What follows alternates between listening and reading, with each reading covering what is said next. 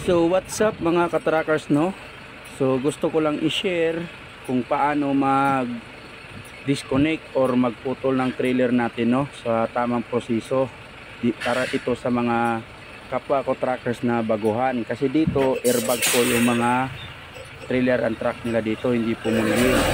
So iniiwasan po natin na magkaroon ng problema dahil marami na po insidente na loaded ay naano po yung trailer na bumagsak. So ituturo po natin yung tamang proseso, no? Ito po ay turo lang din po sa amin kung paano ang pinakatamang ano talaga na iniiwasan natin na hindi ma-damage yung trailer, no? So ito ay share lang to based on my experience at sa itinuro sa amin mga katrackers. Nasa inyo kung ano pa rin ang diskarte nyo. Pero ito po ang diskarte ko so far sa loob almost 3 years ko dito sa Solotransa at dito sa Imperial. Wala naman ako naging problema. So choice nyo pa rin ang masusunod. Ito ay based on my experience lang to. So ganito po ang magpuputol dito sa amin mga katrackers, no?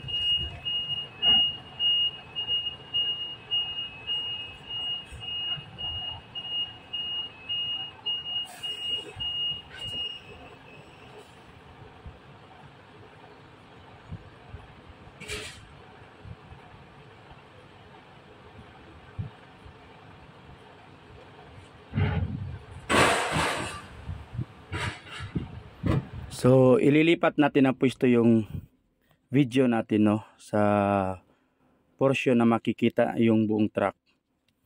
So unang-unang gawin natin mga katrackers, ayan na, nakapark na tayo, patay na yung makina. Hihilain po natin yung park brake ng trailer para hindi na gagalaw.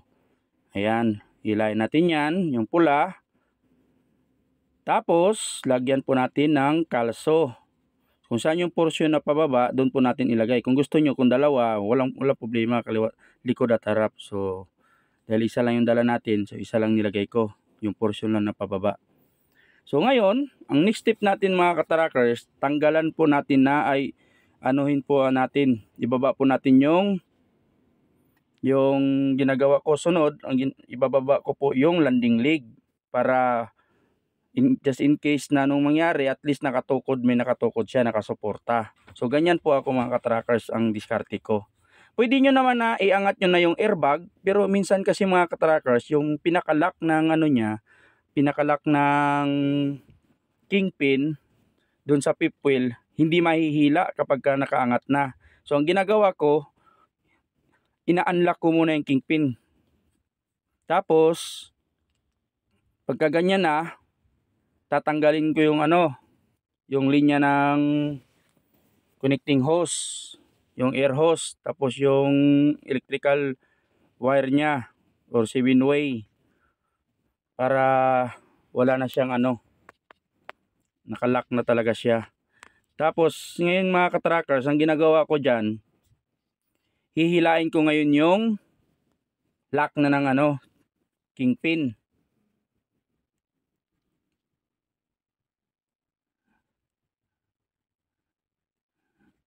Yan, pinuesto ko lang yung camera para makikita talaga. So iikot po ako dun sa kabila para hilain ko yung lock ng kuanya, kingpin. Minsan, kung diskarte nyo, minsan meron pong mga trailer na malambot po, hilain yung yung lock ng kingpin kapag nakaangat na. Pero itong sa akin, kapag nakaangat na ng konti, matigas na, kailangan mo na naman isagad sa pag-atras. Kaya ginagawa ko, inihila ko na lang. Tapos pandarin ko ngayon mga katrackers at iangat ko yung airbag. Ayan, kasi meron po mga trailer na hindi parehas ang level. Minsan ang iba mababa, so hindi nila masusungkit yan.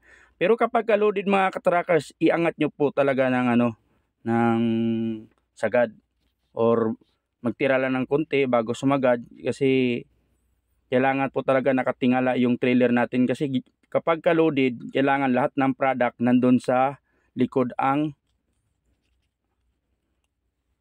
natin yung product. So ngayon tinatanggalan ko siya ng hangin, yung airbag.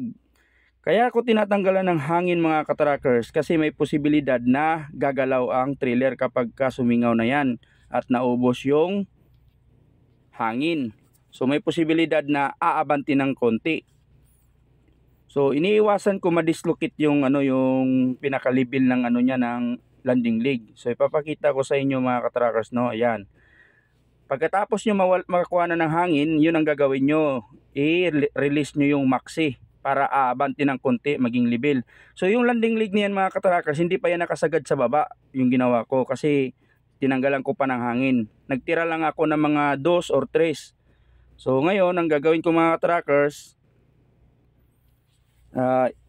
isasagad ko na po yan ng baba yung landing leg natin mga katrackers kasi ubos na po yung hangin sa likod.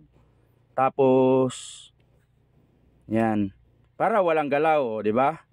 Umabanti ako mga katrackers, wala po talagang galaw. Pag abanti nyo ng mga kaunti, mga isang roller, wag nyong kalimutan na ibaba yung airbag ng traktor. Kasi once na may hangin yan, pag umabanti ka, pipitik ngayon yan, tatama sa kingpin or pivot pin. Matutusok ngayon yung battery mo, sasabog. So yan po ang iniiwasan natin mga katrackers na ibaba. Ibaba nyo ng sagad para sure ball. So ayan, naputol ko na. At wag natin kalimutan na idadalhin yung CMR, yung last product natin at iwan sa trailer. Dahil yung kasunod na hihila nito, yun ang pinaka-importante na hanapin sa mga cleaning station. Hanapin po yun, yun ay papakita. So tingnan nyo mga katrackers, yan ang ginagawa kong pagputol para hindi po siya ma-disalign. Yun, pantay talaga. Hindi kagaya nitong isa. So ito po ang iniwasan ko na magkaroon ng ganitong pangyayari. Yan, di ba? O, di ba? Hindi siya tuwid. Kasi mga katrackers, kung minsan, pag hindi mo i-release yung maxi, pag hila mo ngayon sa trailer, pagputol mo, aabanti pa ng kaunti yon. So, ganun po ang mangyayari. O, so, ito po ang maganda. O, di ba mga katrackers? Ayan, pantay po siya. So, ganyan po ang gusto kong mangyari.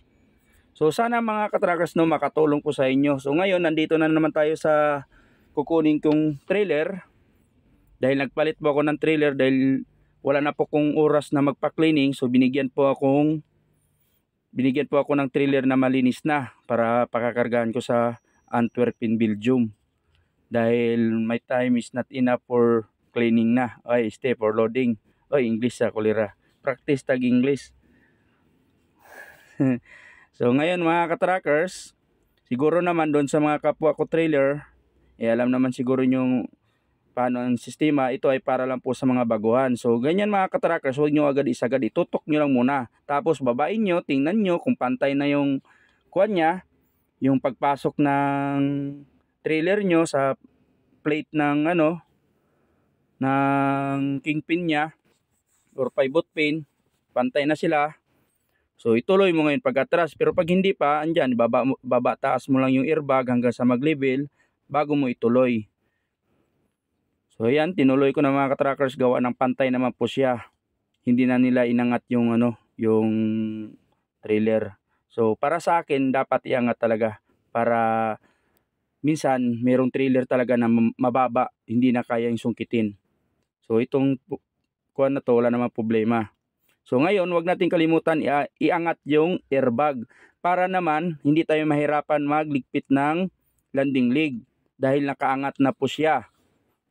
So ganyan po ang ginagawa ko mga katrackers, no. Sana'y nakatulong sa inyo yung diskarte na to mga katrackers, pero choice nyo pa rin ang masusunod mga katrackers.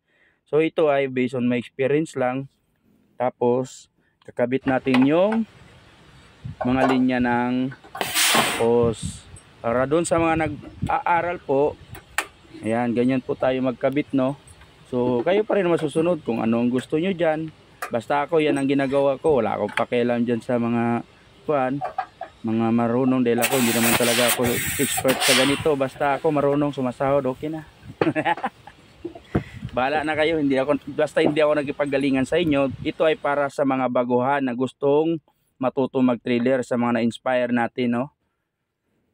So yan, bago ko isundutin, nakakabit na yung tapos release natin yung park brake. Testing na natin, i-check natin. Tapos yung ito, yung sa airbag, so kailangan nakapantay yan, pababa, tapos hilain nyo para automatic siya. Habang tumatakbo ka, ayos. So iniikot ko yan, tiningnan ko kung wala bang flat, walang damage. Kasi kung meron, picturean natin at i-report sa mga supervisor natin or manager or disponent. So yan mga katrackers, dahil inangat ko ngayong airbag, so nakaangat na rin yung landing leg niya. So malambot na lang i-ligpit natin. O di ba? Unlike doon sa hindi mo iangat, maglagay pa tayo ng puwersa. So sa ganyang senaryo, hindi na kailangan ng kuwan. At huwag natin kalimutan kunin din yung dokumento ng trailer. Gaya ng sinasabi ko, pag nagputo, laging iwan natin dahil nandyan po nakalagay ang mga document na kailangan ng isang truck driver. So ito na yun mga katrackers. So cleaning na siya, naka-cleaning na dahil may cleaning certificate.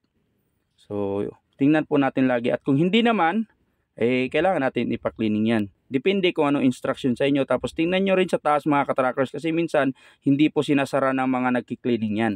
Malay mo bukas tayo umulan, so nabasa, hindi ka ngayon maluludan. So ganyan po, naka-open siya dahil galing sa cleaning station. So pag isinara mo yan, tapos sarado din sa taas, magmumoist yan, magkaroon ng tubig, so hindi po kayo makargahan.